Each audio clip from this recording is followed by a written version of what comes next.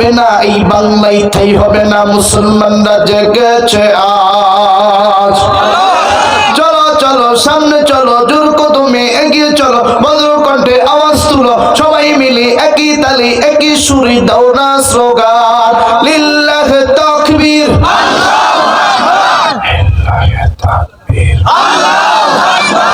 আল কোরআন যেখানে, আল হাদিস যেখানে, আলেম ওলামা যেখানে, লিল্লাহ তাকবীর। তাহলে আমার ভাইরা কোরআন হাদিস থেকে আলোচনা হবে ইনশাআল্লাহ। কারো বাপদাদার কথা বলার জন্য এখানে বসি নেই, কথা বলেন ঠিক কিনা? কে কোন দল করেন এটা আপনার ব্যক্তিগত ব্যাপার, কথা বলেন ঠিক না ঠিক? কে আওয়ামী লীগ, বিএনপি, জাতীয় পার্টি, জাসদ, বাসদ, তাবলিগ, পাবলিক, অরবাদ, দরবাদ, দেওয়ানবাগি, কুতুববাগি, রাজেশ্বরী, ফুলপুরা, এনায়তপুরি, পারদেশপুরি ইত্যাদি ইত্যাদি, কথা বলেন ঠিক কিনা? তবে আমরা যারা এখানে বসে আছি, এখন আমাদের একটাই মাত্র দল, ওয়া আনা সাম্মাকুমুল মুসলিমিন, আমরা এখন মুসলমান, কথা বলেন ঠিক না ঠিক? আমরা মুসলমান, আমাদের শ্রেষ্ঠ ধর্মের নাম হচ্ছে ইসলাম, আমাদের জীবন চলার একমাত্র চাবি হচ্ছে কোরআনুল মাজিদ, কোরআনুল হাকিম। আমার বন্ধুগণ, ইসলামের বিরুদ্ধে, কোরআনের বিরুদ্ধে যেই কথা বলবে, সেটা আমার দেশের উপদেষ্টা হোক,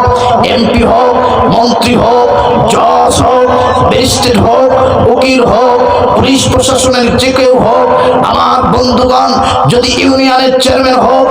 মেম্বার হোক, নিজের পিতামাতা যদি ইসলামের বিরুদ্ধে, কোরআনের বিরুদ্ধে কথা বলে,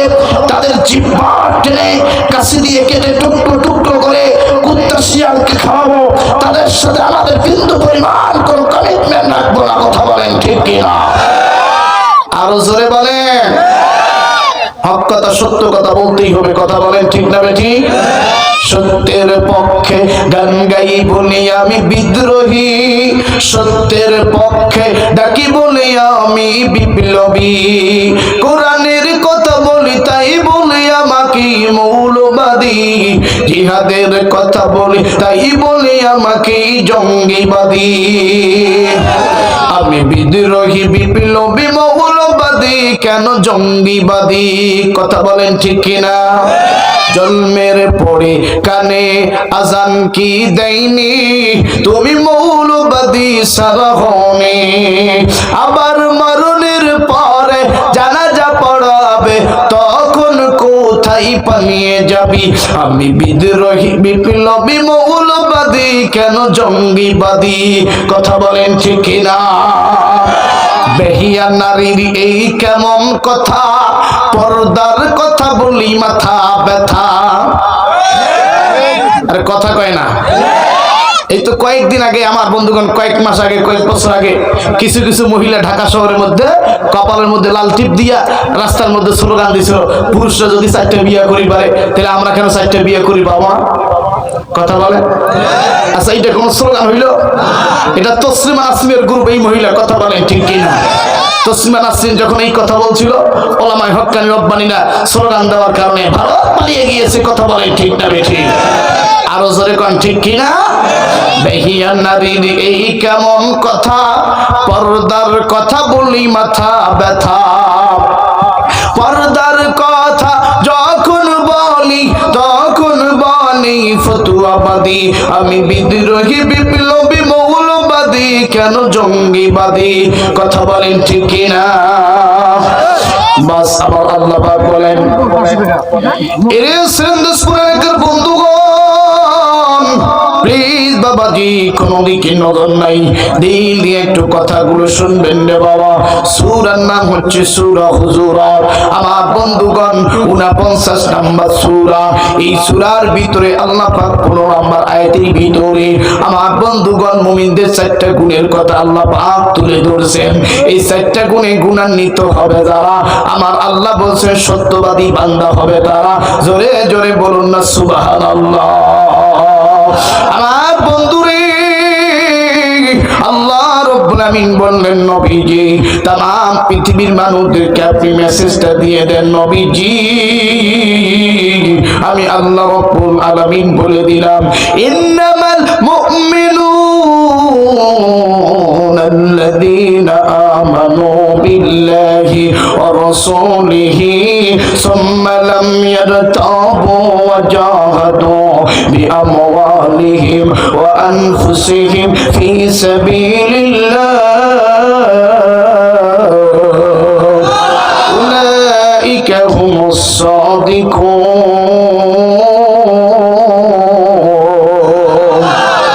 হাই হাই ঈমান আনবে যারা জান্নাত পাবে তারা কথা বলেন ঠিক কি না আর একটু জোরে কর না ঠিক কি না আমার ভাইরা রে আমার বন্ধুগণ আল্লাহ রাব্বুল আলামিন ডাক দিয়ে বললেন নবীজি तमाम পৃথিবীর মানুষদেরকে আপনি বলে দেন নবী গো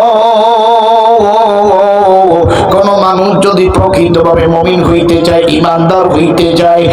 এক নম্বরে তারা যেন আমি আল্লাহর উপরে ঈমান আনে আমি আল্লাহর উপরে পরিপূর্ণ বিশ্বাস স্থাপন করে এই কথাটি আনসারীর নাকি আল্লাহ আর একটু জোরে জোরে বলেন কথাটি বলেছেন কে আমার সেকেন্ডাসপুর এলাকার যুবক বন্ধু প্লিজ কোন দিকে নজর নাই আরে সিরাজগঞ্জের বাবাদিরা দেখেন তো দেখেন দিলটুকু নরম হয় কি হয় না আমার বন্ধুগণ কখন কোন সময় আমি আপনি দুনিয়া থেকে বিদায় নিয়া 3.5 হাত মাটির নিচে চলে যাব বাদাম কোনো কিন্তু গ্যারান্টি নাই এই তো আমার বন্ধুগণ কয়েকদিন আগে একটা বিমান আমার বন্ধুগণ বিমান ভর্তি যাত্রী নিয়া আমার বন্ধু দেখেন দুর্ঘটনা হইয়া মরে গেছে কে বৌদ্ধ কে খ্রিস্টান কে ইহুদি সবাই বিমানের ভিতরে আল্লাহর নামটা মুখে মুখে নিয়েছিল লা ইলাহা ইল্লাল্লাহু মুহাম্মাদুর রাসূলুল্লাহ আমার বন্ধুগণ সবাই আল্লাহ আল্লাহ বলে ডাকা শুরু করেছিল আমার বন্ধুরে তারা যখন বিমানের টিকিট করেছিল তারা কিন্তু জানে নাই এইটা আমরা মরণের টিকিট করতেছি রে বাবা কখন কে মারা যাবে ও বন্ধু কোনো গ্যারান্টি নেই রে দেখা যায় এই দুনিয়ার জিন্দেগিতে আমার বন্ধুগণ রে দাদা নাতির লাশ কবরে নামাইতেছে বাবা সন্তানের লাশ কবরে নামাইতেছে আমার বন্ধুগণ আসার সিরিয়াল আছে রে যাওয়ার কিন্তু বাদাম কোন সিরিয়াল নাই কোন কিন্তু গ্যারান্টি নাই এরে বন্ধুগণ প্রতিদিন কত মানুষ রোড অ্যাক্সিডেন্টে মারা যায় আপনি আমিও কোন দিন জানি দুনিয়া থেকে বিদায় নিয়ে 3.5 হাত মাটির নিচে সাদা কাফন পরে চলে যাবো সিরাজগঞ্জের বাবাজি আমি জানি না কোন লোকটার জন্য রে সাদা কাফন এই সিরাজগঞ্জের বাজারে চলে আসছি এই উল্লাপাড়ার বাজারে চলে আসছি আমার বন্ধুগান কোন লোকটার জন্য জানি জঙ্গলের ভিতরে কবরের মাটিটা বাইনা হয়ে গেছে কার জন্য জানি বাঁশবাগানের বাঁশগুলো দাঁড়ায় আছি আপনি আমি মরতে দেরি আমার বন্ধুগণ আগামীকাল সকাল 10টা-11টার ভিতরে জানাজা হয়ে যাবে